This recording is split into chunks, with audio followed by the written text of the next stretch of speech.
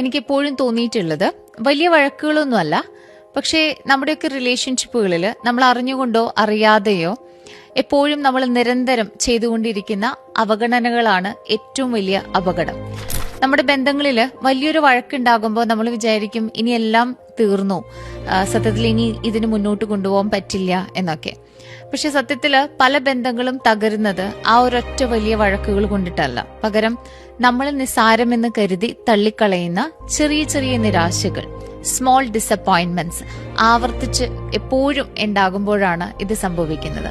ഒന്ന് ആലോചിച്ച് നോക്കൂ. ഒരുപക്ഷെ നമ്മുടെ പാർട്ട്ണർ ജോലിക്ക് പോകുമ്പോൾ ഒരു യാത്രയപ്പ് പോലും നൽകാതെ എപ്പോഴും ഫോണിൽ നോക്കിയിരിക്കുന്ന ഒരു വ്യക്തി, അല്ലെങ്കിൽ ഗൗരവമായി എന്തെങ്കിലും സംസാരിക്കുമ്പോൾ വെറുതെ തലയാട്ടുകയോ അല്ലെങ്കിൽ ഫോണിൽ നോക്കിയിരിക്കുകയോ ചെയ്യുന്നത്. അതല്ല എങ്കിൽ വീട്ടിൽ ഓരോ കാര്യങ്ങൾ ചെയ്തുകൊണ്ടിരിക്കുമ്പോൾ മറ്റൊരു പാർട്ട്ണർ വെറുതെ ലീഷ്യറായിട്ട് ഇങ്ങനെ വെറുതെ ഇരിക്കുന്ന ഒരു അവസ്ഥ.